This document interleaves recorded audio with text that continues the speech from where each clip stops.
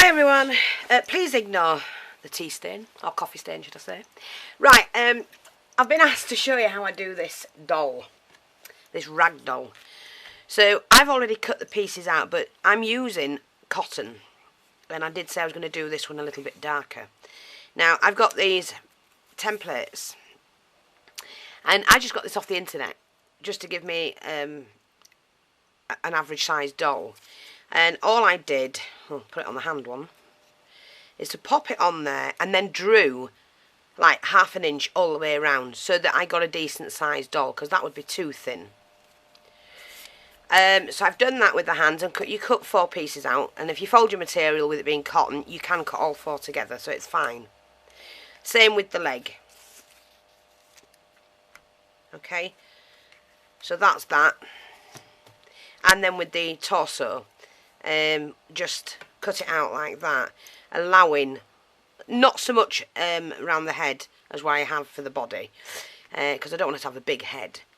So that's that. And then what I've done, using up the scraps of the material that I've cut these away from, you know, cut those from, excuse me, I've just ripped these into different lengths, well, whatever lengths they'll rip into, and then I make them up. So I'm going to show you that in a minute. But all it is, if you take your cotton, now cotton you can cut and rip either way. It doesn't matter which way the grain is, you can do it. And all you do, like I've got mine on the fold and want a nice long piece, I'll get 4 pieces out of it. I cut it about ½ an inch and then just rip it. And you rip it like that, and you've already got your ragged edge.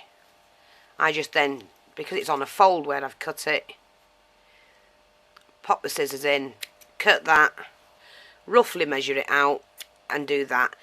And then what you do with that is you take some, let me just move these out of the way, you take some, I've got some thin lace that was gifted to me, which is ideal for this.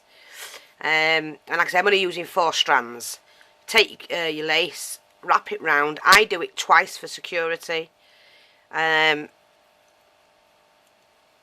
Pull that and then tie a knot in it and leave it all as it is, as long as you've cut a piece long enough and you've got a mix of hair there. And when you glue it on, you just hold it where the knot is, glue that and pop that on. Now when you come in to do the head, I'm going to show you, because I don't know whether I'm going to film this, all of it, but say that's the head, you start at the bottom and you do a row across the bottom, put one in the middle and then even them out. And then when you're doing the next row, do it in between. Excuse me, I really can't shake this cold off. So you'll start with there, then probably put one there, and then move into the in between those and move it up slightly, and then go back and do the same as you did the first row, and then alternate them again. And that way you'll get an even look. When you come to doing the front of the face, because this will be your where you've stitched it, all you need to do is to do a line of hair just on in front of the stitched hair, stitched head, and that way you'll hide all of that, and you've got a really good head of hair then. So that's how you do that. They're so easy to do. Like I say, I'll just do that once more to show you. Oh God. Just snip it, and because that's the full length of my material, rip it straight down like that. Take off any excess, you know, all this thread, fibre, and that's as bad as glue when it gets on you. It doesn't leave you. And like I say, just cut it in half. You don't need it perfect. Cut it again, and they're ideal size for you to make your hair. So I'm just going to do another one. Like I say, 4 pieces. Wrap it round twice for security, and then tie a knot.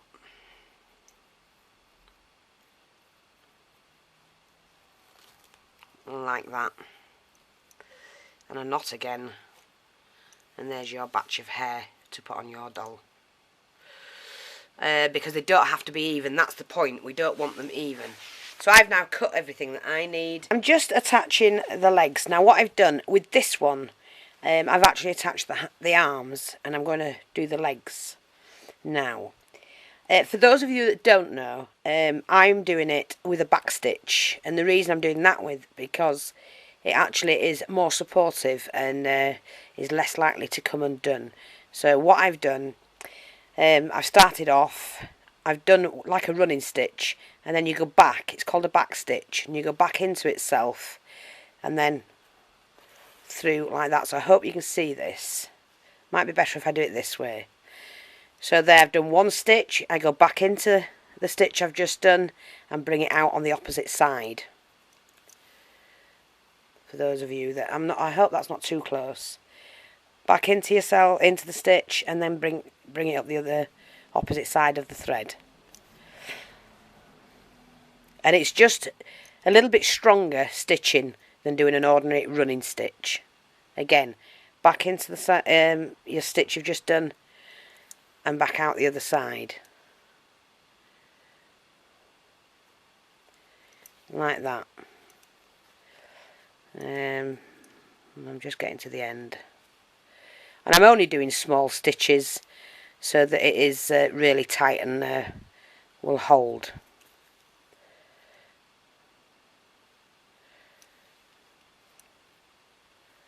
Like that. Then wrap that round the end of the material where I've just done it. Like that. Give it a couple of stitches. And then I go back through and just take it down about 1/2 inch again, doing an ordinary running stitch, just for extra support basically. Oops. Like that. Not very good stitching, but I can't see. And then back up. Oops. Pull it tight so it flattens. And then just do a couple of running stitches. And that's that leg done. So I'm just going to show you stage by stage, a little bit of each stage, should I say, like that. And then all I do is snip that off. I'll be back with the next bit.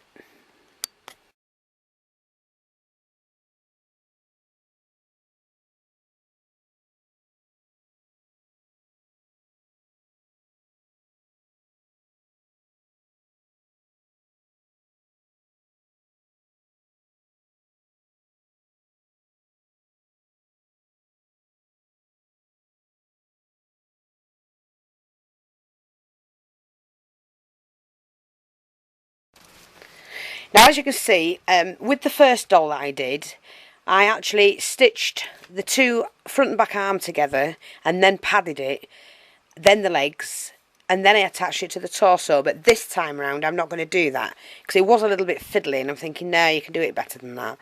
So what I've done is I've stitched the front side of the doll all together, and then I've got the back side of the doll. So what we're going to do now is to put the two front sides together so they're facing each other, and then we've got the doll itself.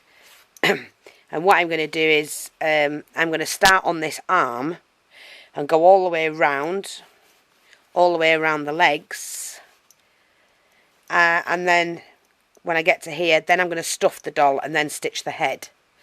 It's a lot easier if you do it that way. Now, if you're not sure of where to find your pattern or anything like that for this particular doll, then if you email me, I will give you the link of where to get the template to be able to do this doll. And it is just like that. As you can see, there's a huge difference in that arm. And that's because, like I said before, I've cut it 1/2 inch bigger. I just drew around it 1/2 inch bigger than the actual arm, and it gives you a really nice sized doll. And it's all in proportion.